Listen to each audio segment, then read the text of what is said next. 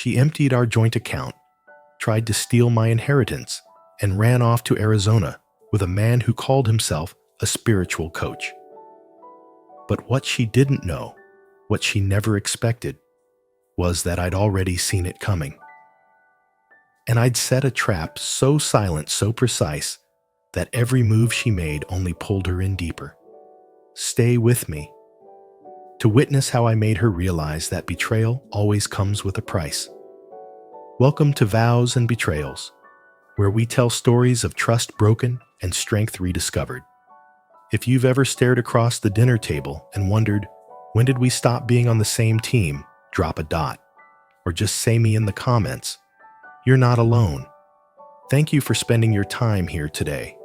If this story speaks to you, don't forget to like, comment, and subscribe for more powerful journeys like this.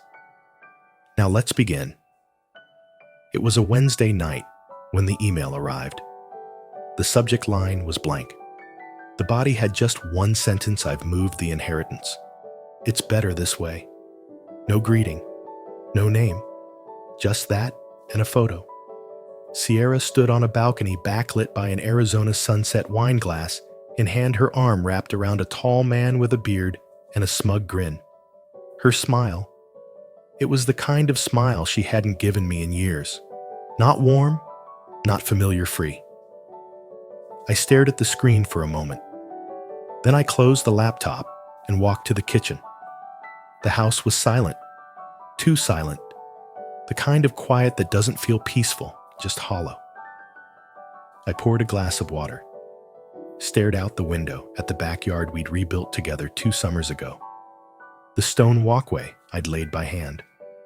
The hydrangeas she insisted on planting. All those weekends of sweat and laughter.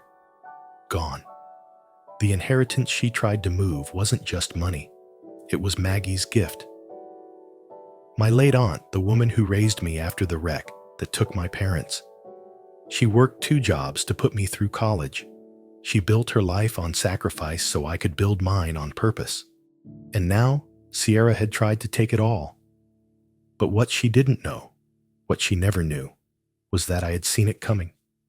The retreats, the secrecy, the questions about trust accounts. I'd read the signs. I had planned, carefully, quietly, because trust once broken doesn't scream. It watches, it documents, and then it responds with precision. So no, I didn't panic. I didn't rage. I didn't even reply to her email. I just typed 6 words. Thanks for letting me know. E. Then I finished my water, turned off the lights, and went to bed. Tomorrow the trap would begin to close. We met at a tech conference in Seattle, back when I still thought networking meant something more than just business cards and fake smiles. She was magnetic, confident without being loud, curious without being invasive. Sierra Jameson. She was launching a wellness brand and needed someone to help design her first retreat center. I wasn't an architect, but I understood systems flows the way people moved through space. We talked for hours that night, not just about buildings or breathing techniques, but about legacy, what we wanted to leave behind. 3 years later, we were married. We bought a colonial-style house in Charleston, painted the shutters together, argued over backsplash tile like any normal couple. We laughed. We had routines, morning walks, movie nights, Sundays at the farmer's market. No kids by choice, or so I believed. My business is my baby, she'd say. And I respected that. I had my own baby, 2 protecting systems, keeping clients safe from invisible threats. For nearly a decade it worked. We each built our world. She grew her brand Mind Haven into a nationwide retreat network. I consulted for government agencies, private firms, even a few tech billionaires. We lived comfortably, appeared solid. On paper, we were the dream. But if you asked me when things started to change, I'd point to the day Aunt Maggie got sick. Suddenly, Sierra's hugs felt shorter. Her phone face down more often. She didn't come with me to the hospital. "I don't do well around illness," she'd said. I understood. At first. Then Maggie passed. She left everything to me, her savings, her house, her journals. I wasn't expecting the money. I was still grieving. But Sierra, she was suddenly interested. Her tone when she asked about the estate was too careful. Her suggestions came too soon. "Maybe we should use it to expand Mindhaven," she said one night, twirling her fork like the conversation was casual. I said I needed time, that Maggie would have wanted me to build something lasting. Sierra didn't argue. She just smiled, tight-lipped, and changed the subject. I should have paid more attention to that smile. At first, I told myself it was just stress. That grief looked different on everyone. But the signs didn't fade. They sharpened. Sierra's retreats once quarterly became monthly, then twice a month, each one longer than the last. At first, she'd call every night, then every other, then only when I called, and always with background noise. Laughter. Voices she didn't name. Her phone once left, charging on the kitchen counter, was now always with her. Face down. Silent. Passwords changed. Our shared banking apps suddenly needed updated credentials. When I asked why, she brushed it off. "Security updates," she said. I didn't argue. I noted the date. She started asking more questions, specific ones about Maggie's trust. Where was it held? Was it in a single account or diversified? Could she access it in an emergency? I gave vague answers. Kept my tone casual. But inside gears were turning. Then came the moment I couldn't ignore. I had just returned from a cybersecurity summit in DC when our neighbor, Mr. Burt, waved me down. Vietnam vet, retired welder, never one to meddle unless something didn't sit right. "Hey, Ethan. That friend of Sierra's, he dropped her off late last night. Real late. Thought you were still out of town." I was. He didn't push, just handed me a bag of oranges from his garden and nodded. That night, I checked the security cam footage from our front porch. Something Sierra probably forgot still existed. The timestamp was 11:42 p.m. A silver SUV pulled up. Sierra stepped out. The man who helped her with her bag wasn't just a friend, not with that kind of touch. I didn't confront her. I archived the footage, uploaded it to a secure drive, created a folder titled "If She Pushes." 2 days later, over dinner, she asked if we should simplify our finances. "So many logins," she said, slicing her salmon. "It's confusing." I nodded. "You're probably right." And in that moment, I stopped being her husband and started being her liability. Aunt Maggie didn't believe in easy money. She believed in strategy, in preparation, in resilience. It was how she survived 2 recessions, a cancer diagnosis, and the loss of her sister, my mother. It was how she raised me without ever making me feel like a burden. When she passed, I inherited everything.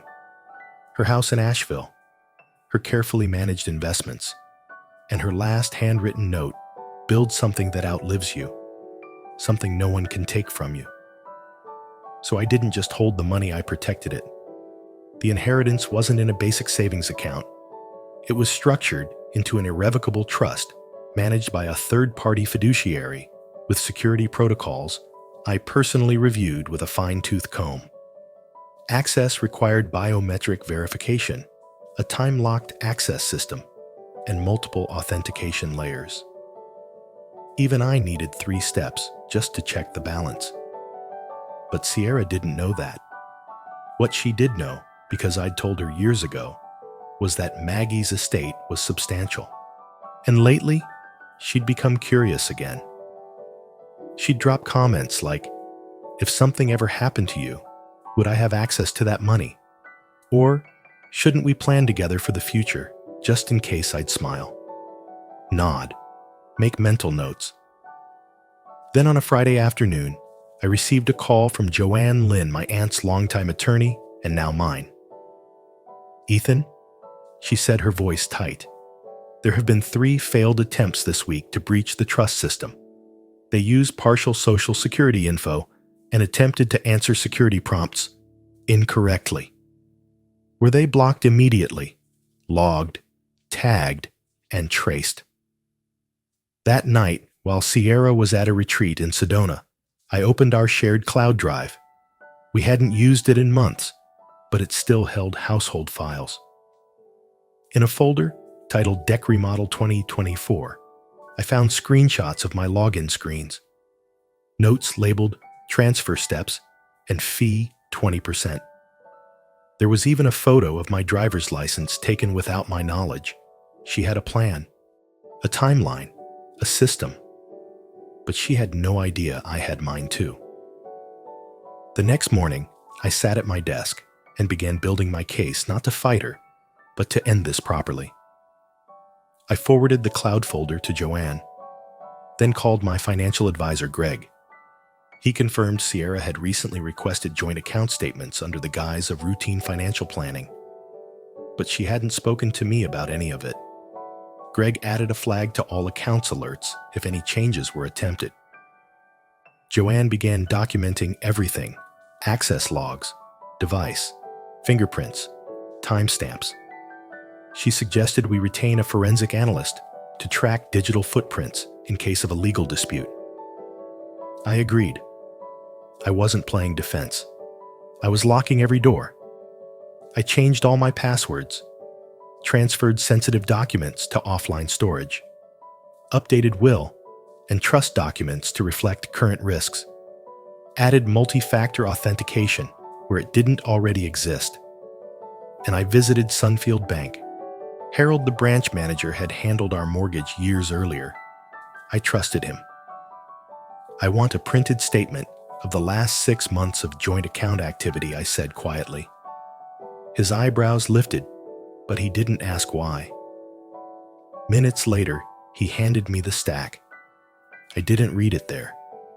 I waited until I was home. Sitting at the kitchen counter, I flipped through the pages. Transfer, transfer, transfer. 2,000, 3,500, 11,000. Over 6 months, more than $160,000 had been moved from our joint accounts to one listed only in Sierra's name. The receiving bank, Northern Lakes Credit Union, Scottsdale, Arizona. I took a breath. I didn't feel rage. I felt ready. That evening, I drafted an email to Joanne and Greg, attaching the banking records. The subject line, Final Phase Initiate. Then I opened the envelope Aunt Maggie had left me, a letter I hadn't dared to read until now. Inside were 5 words written in ink, slightly faded with time. Protect what matters, then release. I smiled. Not because I'd won, because I knew exactly what came next. 3 days later, Sierra called. Her voice was overly bright. "Hey, just checking in. How's your week been?" I kept it neutral, productive. A pause. Then casually, "Did you see the email I sent?" I let the silence hang for a beat. "Yes." Another pause. Longer this time. "You're being distant." "I've just been thinking." "Well, I hope you're thinking reasonably," she said, tone tightening. "Because this doesn't have to be difficult." I smiled, though she couldn't see it. "Then let's keep it simple." That afternoon, I met Joanne and our new legal counsel, Mark Rivera. We reviewed every document, every trace. From IP logs in Scottsdale to banking transfers to the cloud folder with stolen credentials. Every click she made had left a fingerprint. We filed for divorce that same day, citing financial misconduct, premeditated fraud, and marital abandonment. The following morning, Sierra's new attorney called. Philip Barnes, high profile, loud, and expensive. He requested an emergency hearing to contest unfounded accusations. Joanne sent over the evidence file without a word. 24 hours later, Barnes emailed back, far less bold. My client is willing to settle quietly, he wrote. Our terms were clear. Sierra would return half the funds taken from joint accounts, roughly $80,000, and sign a non-disclosure agreement barring her from discussing the case publicly or pursuing further claims. In exchange, we'd drop the fraud allegations and close the matter privately. She accepted. 3 days later, we met at a neutral office downtown. Sierra looked pale but composed. Her eyes flickered when she saw the folder on the table, the one labeled Exhibit Package. She didn't speak. She signed. I signed.